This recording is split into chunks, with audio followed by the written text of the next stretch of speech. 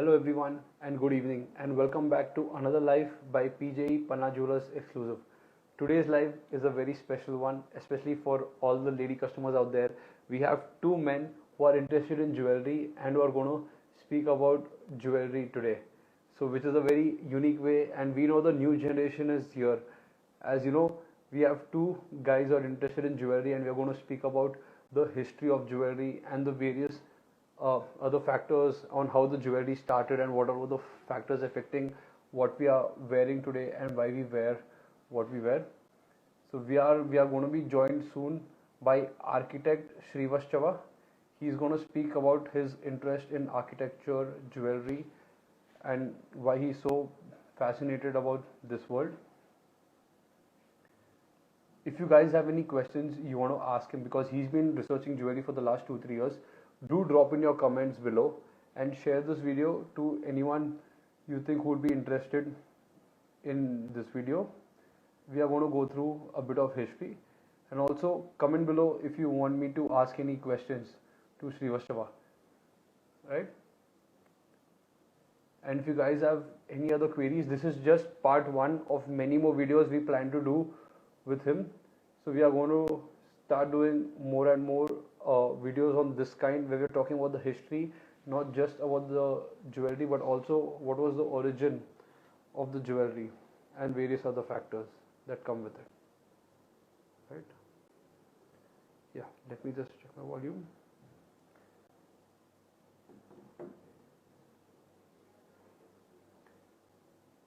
Yes, so I'll just show you roughly the topic we are going to speak about.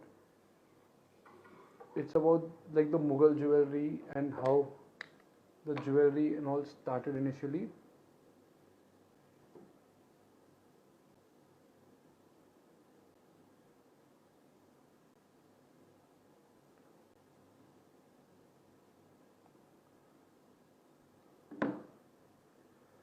And we are going to have multiple slides and speak about how the jewelry evolved over multiple periods.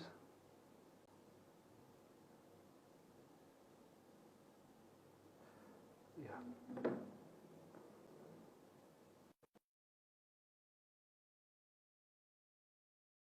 So Srivastava is joining the video now.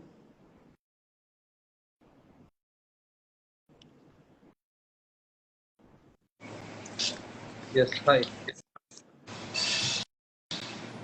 Hi Srivastava. So can you just give a brief introduction about yourself and tell our audience on who you are and what gets you fascinated about jewelry pieces?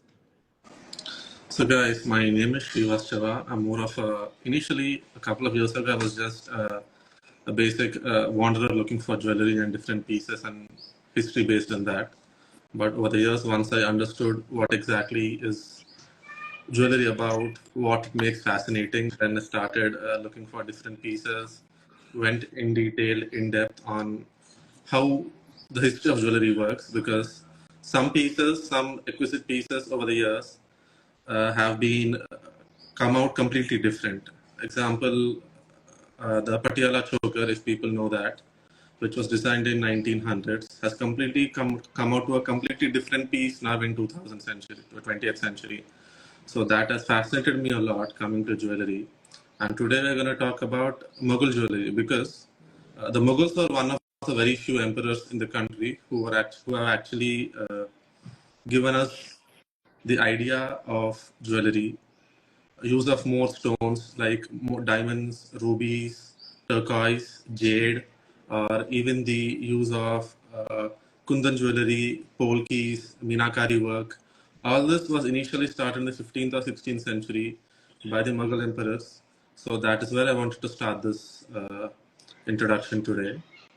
So initially coming to the 15th century, when the first Mughal emperor Babur captured India. So we have 7 different Mughal emperors over the years, from 15th century to 17th century. So it's Babur, Humayun, Akbar, Jahangir, Shah Jahan, Aurangzeb, and the other Mughal emperors. So Babur and Humayun were not much into collecting jewelry or jewelry pieces, because they were just busy in conquering the country for over 50 to 60 years. But when you see his son Akbar, so when Akbar came onto the throne after the second battle of Panipat, Akbar started commissioning some exquisite pieces from different artisans from all over India, as even the Mughals were from uh, a different place because they are from Afghanistan, Balochistan areas. So they also had artisans there. So those Iranian artisans were brought back to India, and some very beautiful pieces came into see what we see now. So coming to first thing, one of the major thing what we learned from the Mughals is wearing expensive jewelry and using precious stones was one of the most important thing which we see during the Mughal period. And Indian gold work or Indian craftsmanship was united with Middle Eastern floral designs. So most of our Mughal designs usually have animals, prints, floral patterns, and other different morphs of different animals. So this was taken from the Middle Eastern floral designs. Apart from this, we can also see heavy stonework and elaborate enameling as well in most of the pieces. And once they started working in India, Rajasthan became a center of attraction for them because Rajasthan had some of the most influential craftsmen they could find. So that's the reason over the 16th and 17th century, the Mughal jewelry was mostly influenced by Rajput craftsmen. And later on in the later 17th and 18th century, they had more influence from the European Renaissance period as well. And the main subject for the pieces included are mostly birds, animals, flowers, creepers, and other floral patterns. So these are the only things they have taken. So basically, the jewelry designs have come out from the nature, and that is how it goes on. But the main thing is, during the Akbar's period, the commissioning of jewelry has went to its zenith, where the emperor himself had jewelry worth around 60 million rupees back then. And his son Jahangir, his son Shah Jahan became more gem experts. But the zenith of these jewelry or the stones comes during the period of Aurangzeb, when Aurangzeb actually captured Golconda in 1687. Golconda was one of the major producer of diamonds because it was a diamond mine So then in when you Hyderabad. keep saying like, the period of 1500s, that's when you're linking Rajasthan and even Golconda and the Deccan and many other things. So according to you, 1500s was when the jewelry era started with stones and the actual royal jewelry. Yeah, yeah. So even before that, we did have, but it was more of gold-based jewelry, not a stone-based or the other based. Especially when you come to more than using the solid stones, what we call as Kundan work or Meenakari work, which you see now currently going on, that was in fact started by the Mughal themselves. So Okay. And then after that, no, but at the same time, even the Rajputs in Rajasthan was starting that simultaneously. yeah, yeah. So the Rajput craftsmen were actually commissioned these jewelry pieces from the Mughals themselves. Okay. So I'll also show some of the pieces in the next couple of images. So when Aurangzeb actually conquered Golconda Sultanate, which was at that time ruled by Abul Hasan Tanisha in 1687, then as Golconda was having its Kollur mines, the diamond mines, the then Sultanate actually handed over 7 diamonds to the Aurangzeb. So these 7 diamonds weighed from 60 carats to 700 carats of different sizes, different shape, and different colors. So These are the yeah, ones, right? Which you can yeah, see on the these are the screen. ones. Yeah, these are the 7 different diamonds which were handed over by our Golconda Sultanate to the Mughal Emperor at that time, making the Mughal Emperor one of the wealthiest and richest emperor in the world. So the first one which we see here is the Nur ul Ain diamond. That is actually a oval diamond, a pink-shaped oval diamond, having around a 60-carat pink-shaped oval diamond.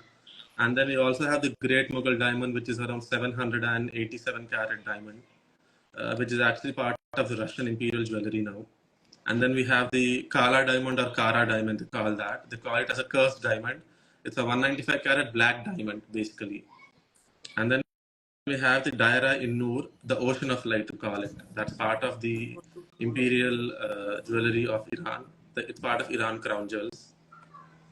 And then we have the Regent diamond, the 140-carat Regent diamond, and then the 31-carat Whittle craft diamond. And the last is the Hope diamond, which is 45 carats. So when you see these diamonds, they're more of pale pink bluish turquoise colored diamonds. So what happened to these is currently these are actually not in India. Some of them are actually with the part of the Iranian crown jewels, while some diamonds are part of the French treasury. Some are part of the Russian imperial jewelry. So what happened was once Aurangzeb died in 1707, and then we had the weak Mughal. After Aurangzeb, we call them as the weak Mughal era, where actually 21 different sultanates ruled the Mughal Empire for 7 years, 5 years, 4 years, fluctuations till 1857. So at that time, we had Nadir Shah from Persia who came and looted India. So he actually came and looted Delhi at that time in 1736. That is when all these diamonds were plundered by him and taken to Iran.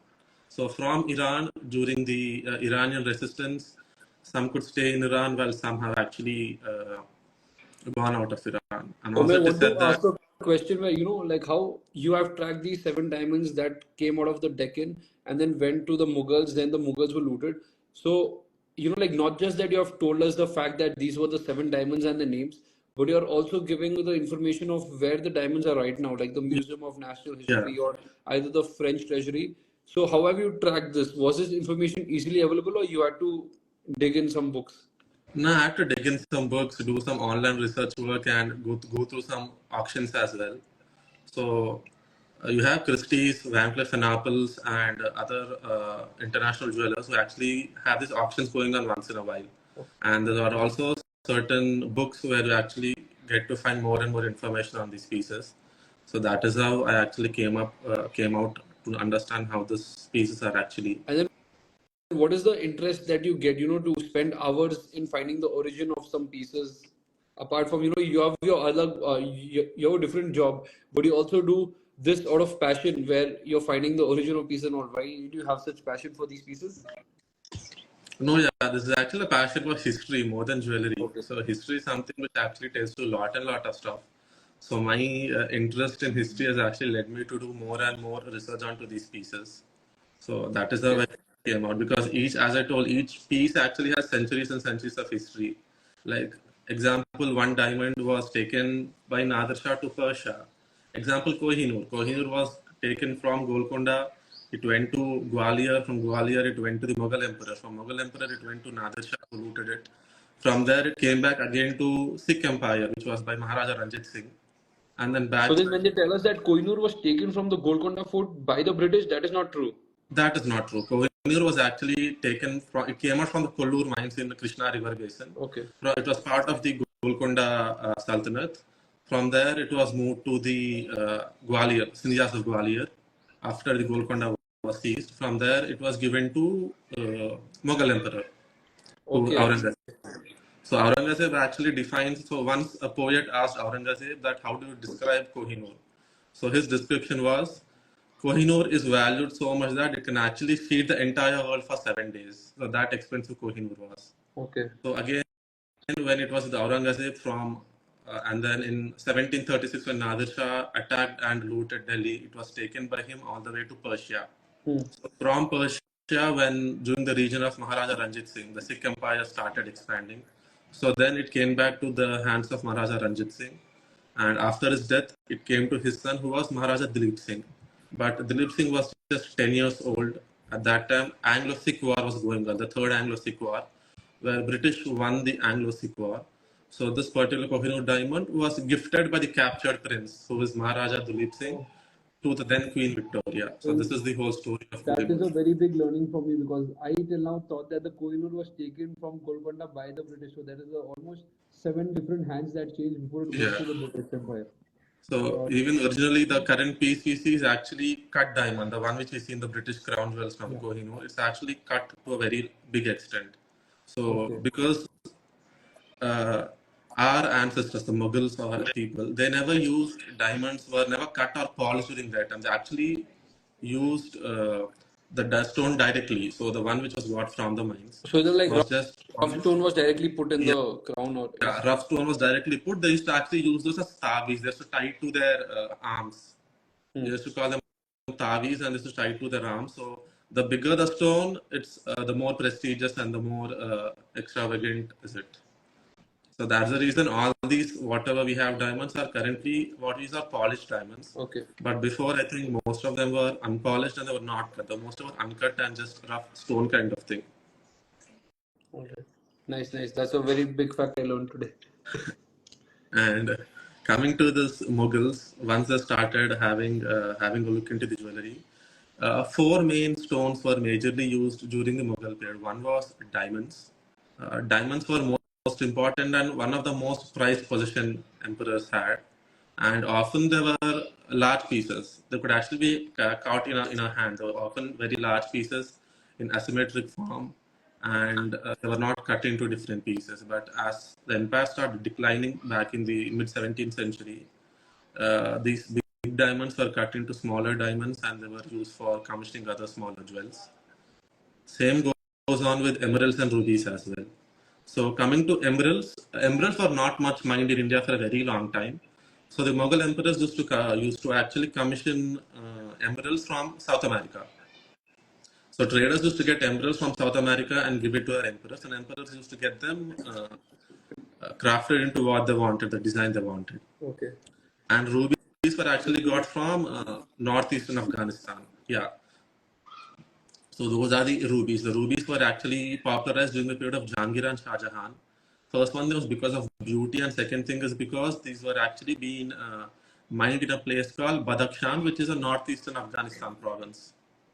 And the same thing goes with pearls as well. The more big, the more grand the pearls are, the more priced they are. So if you can see this picture, this is actually one single pearl of around 130 carat. It just has up and down, the top and bottom are capped with small leaf type gold embezzlement. So this was one of the tavis which was used just as a small pendant, not a small pendant with pearls. This was used. This was actually during the period of Emperor Akbar in 1574. And the above piece which we have, it's actually a part of 11 rubies. So these are not, when you see this image, you can understand, these are not the cut rubies which we get it in today's time. They are mostly uncut, just polished rubies. So these are a piece of 11 rubies weighing around 1100 carat. So the center one actually has the ruler's name engraved on that in Persian language, if you can actually see that.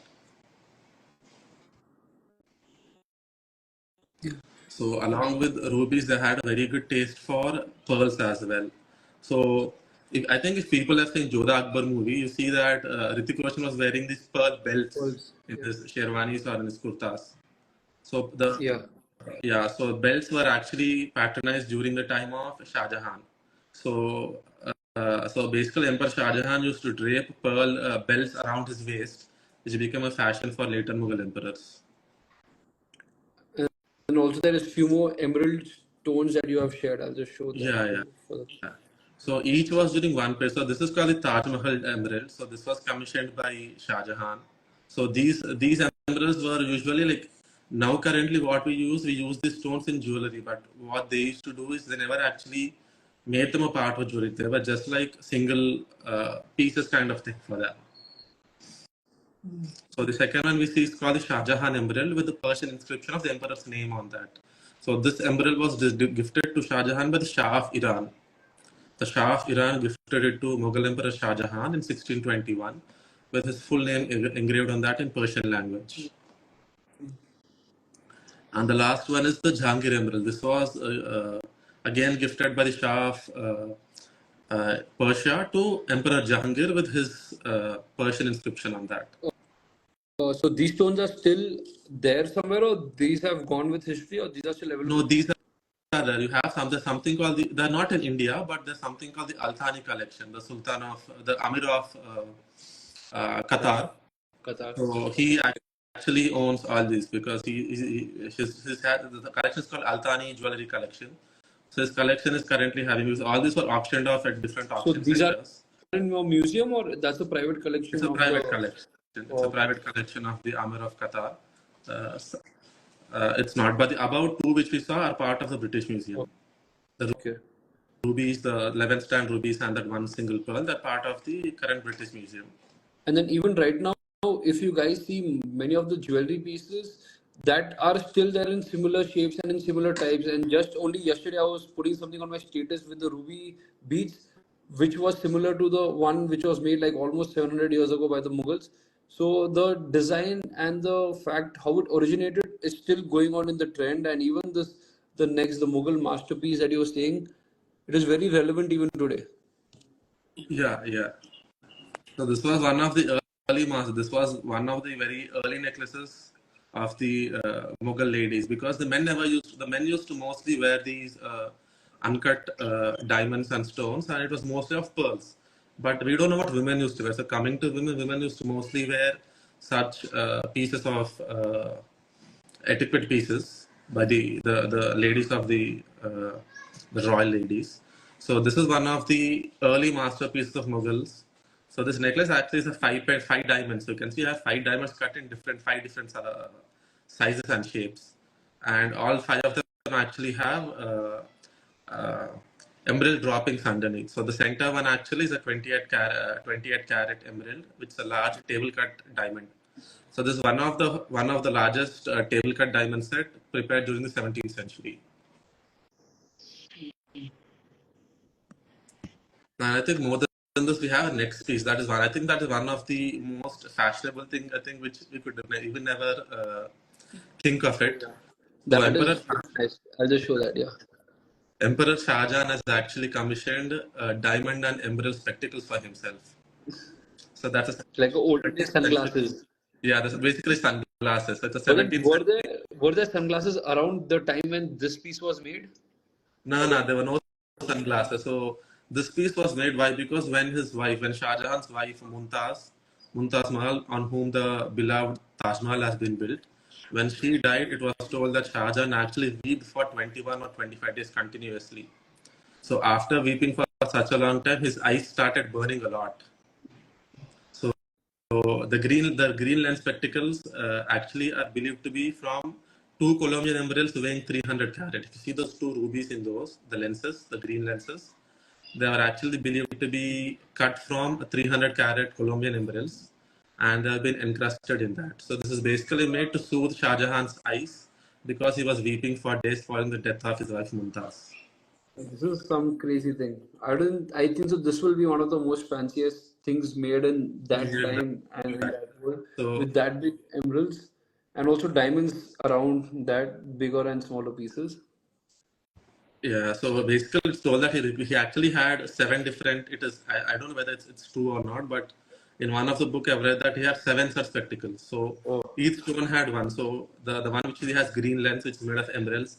There was one made of rubies with ruby lens. One they had with turquoise. One they had with some other, maybe a pale pink diamond, light yellow diamond. So like that, for 7 different days he had seven such spectacles. So they were only used to cool his eyes. So that's how luxury jewelry was at that time. And this is something very innovative which we can't even think of nowadays happening. how come your sunglasses, like your glasses, are only transparent in color? You should have also got some diamond studded ones. I wish I hope it happens someday actually. But this was one of the very interesting pieces. I'll try to share more information on my page on these pieces. Yeah. I was just researching on this a year ago, and I just was just astonished seeing that okay, these guys are also thinking beyond our time, because no one could actually imagine that having green lenses as sunglasses with diamonds around that. That's something which is very out of the I think box. so. Even like if you make a piece like that today, it is going to be a very fashionable or very modern piece. People will think they Yeah. won't think that we copied it from 500-600 years ago. No, no, no. They'll still be like It would something new. never It do was that. even till date. I don't think so anyone has done something like that. Even like maybe one of the big auction houses, Sotheby's or something, may just auction a piece like that if you make it. True. I think having diamonds around the lenses was actually fine, but having the lens itself made of stone is something very Yeah, unique. yeah, that is very unique. You have not seen a piece like that ever. A piece like that. There is some further other good pieces also. So this is also one single piece. So this was a Mughal imperial necklace. This also had 11 polished rubies, but you can also see small kundans, like the pearls. The pearl necklace actually has small triangle-shaped uncuts coming there, if you can see, and then that again has one pearl and a stone dropping down. So this was one. This was one of the early pieces. This actually later on paved way to many other pieces. which were copied by the or taken as influence by the Western influencers. And till date, I have a exact same piece that I put on my story just yesterday. We have the exact same piece with like the bigger pearls and the treated rubies. These are like untreated, uncut rubies. Uncut. Today, you just get the cut ones completely. Yeah, yeah. And even these natural pearls are like still in trend after like all these so many years. Now pearls have been a very good. It's actually been a nice trend since a very yeah, old age as well, and These are because like even diamonds on again, top. they had diamonds on top, and I think this is a 5 strand necklace. This was actually commissioned by Jahangir himself for one of his son. He had I think his third son. So this was actually commissioned for his third son. So this has around 377 natural pearls. Okay. And again, this was actually coming. The pearls for this were actually bought from Hyderabad again, because Hyderabad is again known for its pearls. So the pearls for this necklace were again taken from Hyderabad only. Yeah. And why is that? So then, since it's like not a recent thing that Hyderabad is a city of pearls. It's been for many years that Hyderabad is a city Yeah, of pearls. From since around since the Qutub Shahi period, since the day Charnar was built. Charnar was built 400 years back. So since then we had our diamond mines and pearls. Pearls and diamonds are a very common thing for Hyderabad, because the Golconda Sultanate, the whole Telangana and Andhra region was under Golconda Sultanate. So they had Kollur mines, and I think this was one of the very earliest, or one of the only kind of diamond mine in the So then, country. I think like how so many years ago, 400 years ago, the market around Charminar and all used to have people from all around India, traders from all around India coming to buy Yeah. stones. Yeah, Huh? especially when you have this Charminar, you have this Char Kaman around it. Now what Yeah. you have this we have this fountain of the Gulzar House, the fountain over there, and you have shops next to it. So those shops were actually filled with these Yeah. traders and all those people. Yeah, 400. and like even now today, only Hyderabad is known, for the pearl jewelry, the polki jewelry, and also like there is this new thing called Victorian jewelry, which was made by the Victorian era. In no other city, you can go to a store and ask for a Victorian jewelry, but in Hyderabad, it is widely available and everyone buys it. So it's like people from around India and around the world, let it be foreigners or even Indians from everywhere, they come to Hyderabad for shopping and they expect color in your jewelry or pearls in your jewelry or diamonds. If you go to any other place, they don't expect. Like when you go to Kerala, you'll expect like a plain gold jewelry. You Plain won't gold. expect like with stones. But Hyderabad is a city where people will expect you to, use a lot of gemstones or pearls in your jewelry and make pretty exclusive pieces. So which is what it was probably 400 years ago. Also, people traveling to buy exclusive pieces. Because even the Nizam, I think there's something specific called Nizam Jat, and the Nizam of the last Nizam of Hyderabad. So after Qutub Shahis, we had the Nizams in Hyderabad who ruled. So only through this mines only the Nizams have actually acquired wealth. They tell that the Nizam at the time of death, the last Nizam, Usman Ali Khan, who died in 1967, he had diamonds weighing almost I think expensive stones and gemstones weighing 300 kgs in his wall. So that's actually a very big amount. Gems of 300 kgs in his vault, and all the Nizam jewelry is actually made from these stones which have come out from the Golconda mines. Oh, that's amazing. And also the next part where the enamel's history starts. Let's do that. Yeah. So once emperors started exploring more into stones and diamonds. After that, I think initially I told them that the emperor started hiring Rajasthani and Rajput craftsmen for making out some requisite pieces. So what came out was nothing but Kundan and Polki stones were coming out from craftsmen in Rajasthan. So first thing is Kundan and Polki stones are important. So they started playing an important role, maybe not part of jewelry, but part of the small pieces, maybe like a small paperweight kind of thing, or maybe small rings, or the daggers and all those. They started getting done in Polkis and Kundans, where Kundan is one of the most important or North Indian specialized method of setting gemstones. And along with Polki and Kundan, enameling process also started to come out, very commonly used by artisans. Yeah, I think to make such a tough enamel even today is very difficult because this entire piece, the enamel that they have done and the colors of the bird they have done and the fish and the stand and the wings, it is very intricate work. Yeah. And coming apart from Kundan and Polki, these actually people had two things. One is filigree work. Filigree work became very important part for Mughals.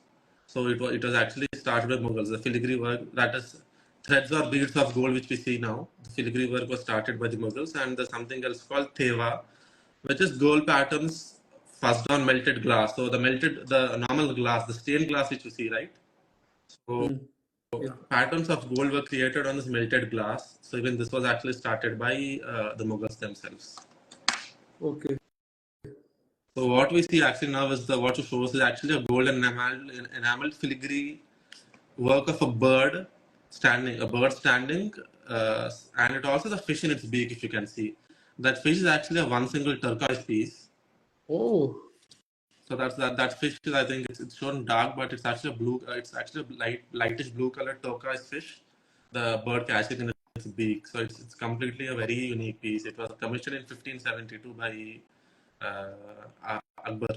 So whenever you keep using the word commission, I want to know. So then it's like something like passing an order. Is it like, like how in today's date you Yeah, just pass yeah, an yeah, order and confirm the order? So yeah, that's yeah. how it was like when they say that this king commissioned a piece. So that's what is happening. So whenever a customer is commissioning a piece to me, that's the Yeah. word I can use. Yeah, Because basically, yeah, he's commissioned something. So same way the kings have commissioned certain pieces. So this was okay. used by a paperweight. This was used by the paperweight by the king, is what I've heard. And The then three also things. like many of the pieces, even we do have books of like the books of the gemstone history of India, and then also like the books that show the complete history of India, and we have made many of these pieces with a bit of today's designs. So if one of you guys watchers are like very interested in jewelry like how Srivastava is, you guys can actually have a similar piece made on today's gemstone standards. So if you're very interested, and also Srivastava, if you can give a few books which the readers can explore to get some history of the jewelry pieces if they're interested. Sure, there's one book called Rajas and Maharajas of India by a lady called Reena Aluvilia. Maybe I'll just ping those. So that's actually a very nice book which has different pieces. So the lady Reena Aluvilia is actually a descendant from the Patiala royal family. So she's a great Okay. granddaughter of the last Maharaja of Patiala, Maharaja Bhupendra Singh. So she actually had done a very good research on this one book, and apart from that, also there actually basically, to be honest, like jewelry is endless. There are like heaps and heaps of good books. Yeah. Especially, I've gone to recently I've gone to this Jaipur, and I could actually see some of those finest Jaipur Kundan jewelry books over there. So the more we explore, we Yeah, get these into more books. books also cost a lot. Not Yeah. that they are like cheap, but they cost a lot. But then they are worth it if you're an enthusiast and if you're passionate about that. For sure. Yeah, they are pretty expensive, but especially when I think for enthusiasts or for amateur people who start working on jewelry and start researching, I think it's actually a needful thing for them. Very nice. We can go to the next piece also, and we have made this very similar piece. Like as in, we had made a. I still have the piece. I think the same piece in emerald and the parrots, both the sides. But yeah, you can tell us about it. Yeah, so this is again by the Mughal carved emeralds. So they had initially we were talking about emeralds. So emeralds played a major role. There's like more of emeralds, more of rubies and diamonds. Diamonds were never made part of jewelry, but they were just worn as raw stones. But yes, rubies and emeralds were used into jewelry. So this is a Mughal carved emerald pendant, which has two parrots on two sides. So emerald is completely one single stone, and these parrots basically it's like a tree. Basically, the middle part is a tree with two parrots sitting and eating fruits on that. So this actually is and this actually has a small pearl necklace. So this was actually belonging to a family from the governor of Kashmir between 1832 to 1845. Hmm. So as I told, after the Delhi treasury, the Mughals were looted by Nadir Shah in around 1832. That was the same period. Maybe some of the pieces were also taken by these people from Kashmir or from other kingdoms who came who came along with Nadir Shah to loot the treasure. So in that process, maybe this has actually changed hands and gone from the Mughals to the one of the governor of Kashmir. Very good. Even this one is like Kundan work, right? Yeah, that's completely Kundan work. It's actually a plate. It's not a jewel kind of thing. But because I told that Kundan and Kundans were mostly used for regular things like maybe a pan box, maybe some small rings or your daggers and all that. So this is actually a very much detailed plate designed in 17th century. Yeah. It has more of it's actually a dinner plate of one of the emperors designed in 17th century. So it has more of basically it has a very nice kundan setting technique used for this with uncut diamonds. You have rubies, you have emeralds. So it's a bit quite very much detailed. So this was Yeah, in today's actually date, we can't find such rubies. Like they have used like those uncut rubies everywhere. yeah. Yeah. So this again this was a dinner plate or lunch plate by the emperor. So this was also looted by Nadir Shah in 1932, and this was gifted by him to the Russian Tsar by then. Mm. Yeah. Russia was ruled by Peter the Great at that time. So Nadir Shah actually gifted that to Peter the Great in 1741. Okay, and that's when they started doing this. And the next piece, I assure you, we saw this piece in the history of what the Mughal jewels, and then this one is what we made for my brother's wedding to this exact bird locket on the bead chain. And that's how we saw it. My brother is also a history buff like Srivastava here, and then he wanted to wear this on his wedding day, and he wore this same piece. Yeah, so this was actually a Kundan set eagle pendant. Yeah. That's an actual eagle pendant with just rubies and pearls. So this belonged to the last Mughal empress called Zinat Mahal. So the last Okay. Mughal emperor was Bahadur Zafar Shah. He was actually imprisoned by the British in 1857 in Rangoon, which is Myanmar. So at that time, so maybe 10, 15 years or during that period, his wife Zinat Mahal actually commissioned this pendant for herself. Yeah, this looks extremely beautiful, and even like this parrot ring. Yeah, so the thing about this is the parrot actually rotates. The parrot on this ring actually rotates. So it's a 16th century parrot finger ring. And what happens? It's a three-dimensional bird, and they can actually the knob actually rotates, and so there'll be some people who actually keep playing with their fingers all the time. So maybe they were using it for that. This was like the early day fidget spinner, probably. Yeah, early day fidget spinner kind of thing.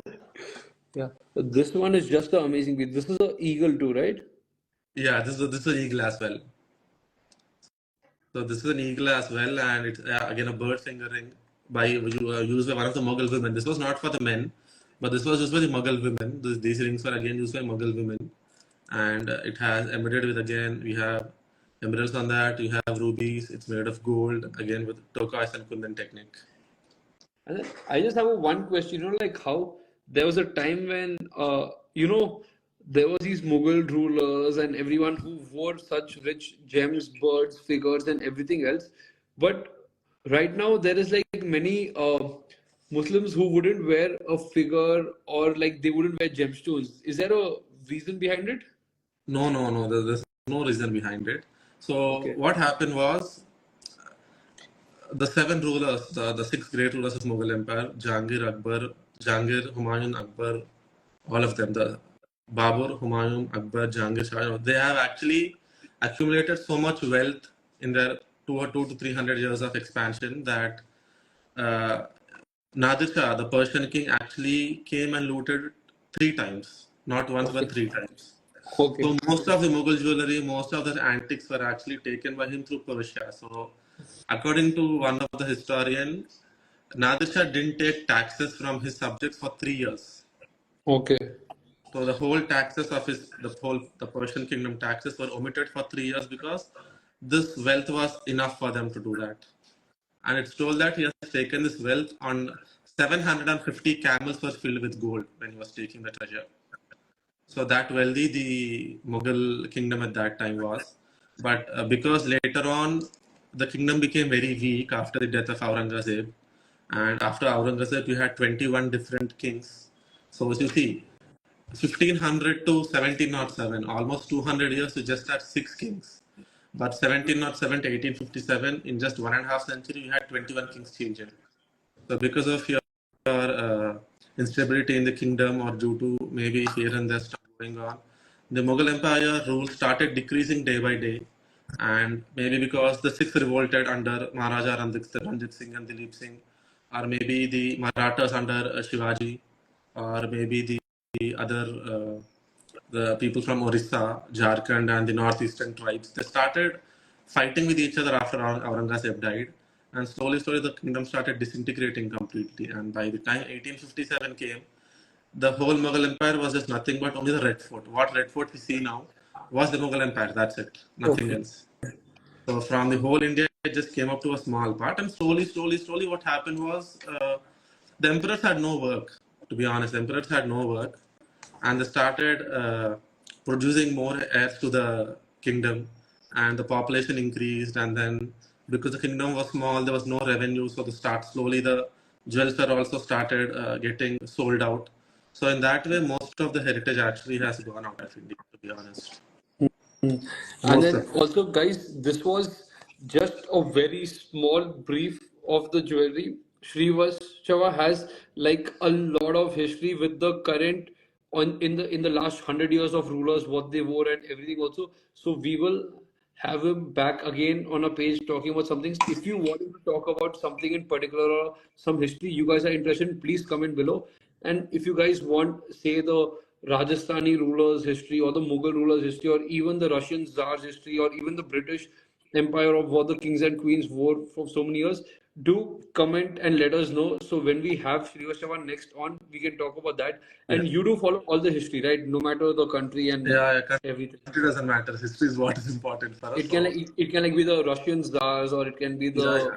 Can queens be from UK. Russian Tsars or the European kings, maybe of anything, maybe England, maybe different duchies and duchess of Germany, maybe Italy, maybe Bavaria. So irrespective of the country, anything people are interested, just we are always good to share Yeah. the information they want. So next time we'll just have a even more concise and specific topic. If you guys have any questions right now today, do comment below. I will ask him and he will answer it. And also we will have again the live soon because right now 40 minutes passed by like nothing happened. There is a lot of information in history, and when even you guys are investing so much, money and time in buying the pieces, if you know the history, you will value the piece a lot more. Yeah, Like because when you're buying pieces worth lakhs or even like multiples of like 10, 20 lakhs, you should know what goes in behind the piece and how the design was made and how it originated hundreds of years ago and how we are tweaking and still learning more and more day by day.